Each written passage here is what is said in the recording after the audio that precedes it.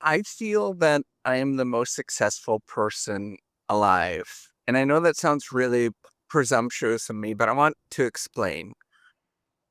On one end, I feel like a complete failure. If I was to look at the norms or the way that we're supposed to treat my career and classify my career, I would inevitably come to the conclusion, and I think most people would say that he is a failure.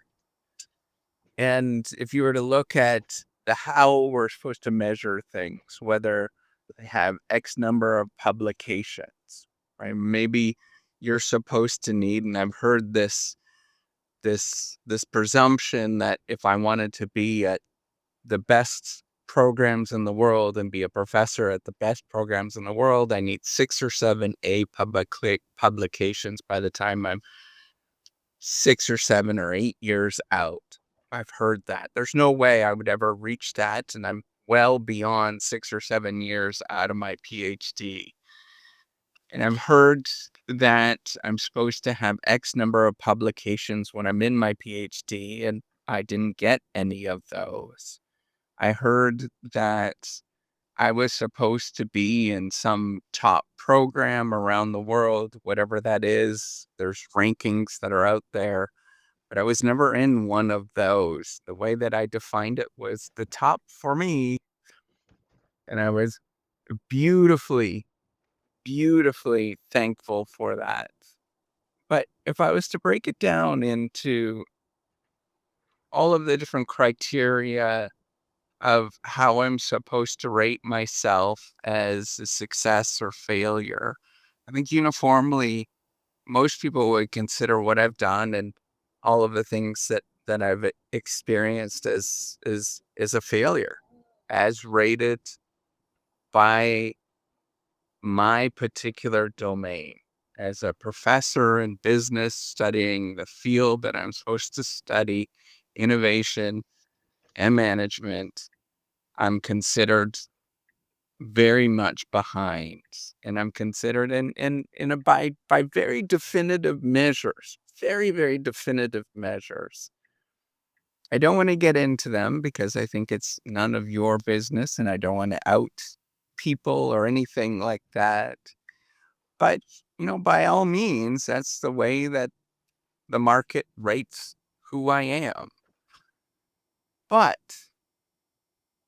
before I get there, and if I was to look at the whole reciprocity project, my class uses it, but the rest of the world doesn't use this platform, and I've been working at it for 10 years, and I've spent so much money that it's at this moment, I'm too embarrassed to actually talk about it. I'm too embarrassed because I am that story that you see when you see that fool standing in front of you to watch TV, and you're to look at the Shark Tanks and the Dragon's Dens, for those of you who are in different places around the world.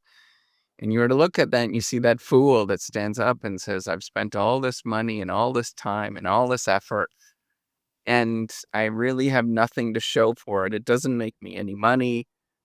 Very few people are using it. And by that definitive measure, I would be the laughing stock.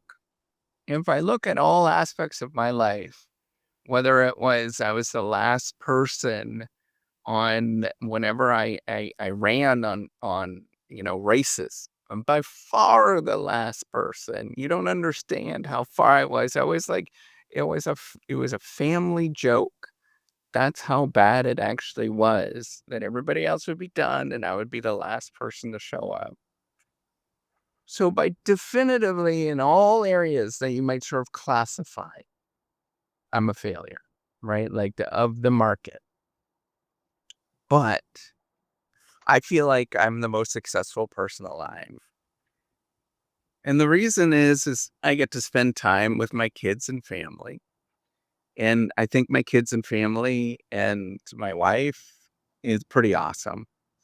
Um, but I also, one of the things that's been really cool with this whole reciprocity project, and since it forced me to become a very public figure. And one of the people that listens to this, and I know that there's many people that are close to me now because they've actually reached out to me in various different ways at different times. And I don't know who they are, but they reach out to me every once in a while and say something. But one of the people that actually has listened to this the most is my mom.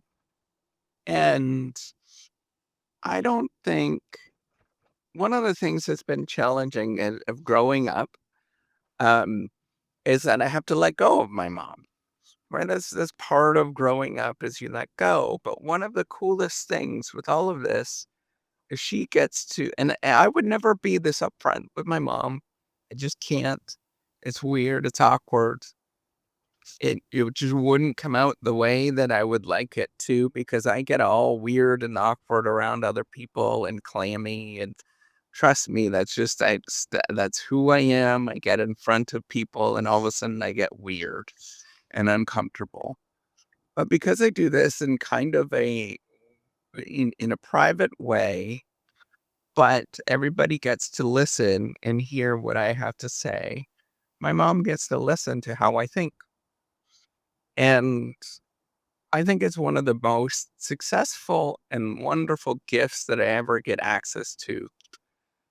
Here's this person that raised somebody and went through all of the craziness that goes into being a parent when with a young child. And now my mom is older and I'm older and she gets to listen to all of these things that I have to say and think about and imagine the world in a different way. And I can't fathom how successful. I don't think you understand how successful that makes me feel. And how that I wouldn't give any of that up. That someday somebody's going to listen to this as part of my family. Maybe they are going to be, my great grandkids. My kids don't listen to this, so that's okay. But maybe it'll be my great grandkids that will listen to this and say, "Well, how did my my great great grandpa think about this?" And they will learn that I had the same experiences as they did, and thought in this particular way because I'm somewhat documenting all of these thoughts that otherwise would be hidden and nobody would know about it. I wish I understood what my great great great grandparents were thinking back in either Denmark or wherever, my dad or my mom's side, Denmark or um sorry, Sweden. Um, and I apologize for those hooks that are there, Sweden or the French relatives, the Irish relatives, or the um, my Polish relatives, what they thought many many years ago, how they interacted with the world and what they were going through. I wish I would have understood that they would have had the same experiences that I had, but just in a different way, in a different process, in a different moment. I think that this is one of the most beautiful gifts that has ever resulted from me failing and being just totally misplaced and misunderstood in the way that the market understands the world. I'm never going to be the way that the market wants me to be, but I think that that is the gift that I have access to because you get to see somebody that actually is doing something, moving the needle, screwing up royally, but I'm actually moving the needle and doing all that I possibly can to try to move that needle. And I think being that person, being a role model for my future self and maybe my grandkids, thankfully my mom, because I know that she listens to this, that, that there is somebody else that understands, that gets what this is all about. I think that that is the coolest gift.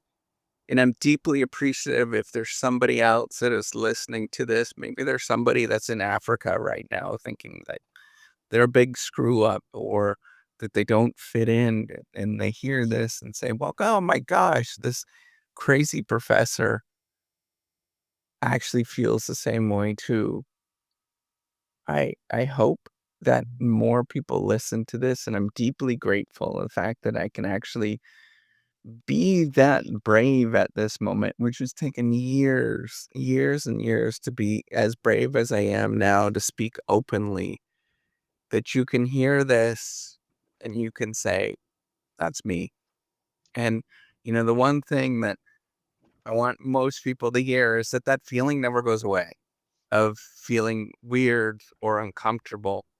But what does help, and that it doesn't go away, but I get back up and I do it again every day. And knowing that I can get back up and do it again every day, it's gave me a lot of peace, and it's got me to feel more successful than any of these external metrics that people place on me do. And I'm happy. I'm happy to be able to be a big screw up. Take care and have a wonderful day.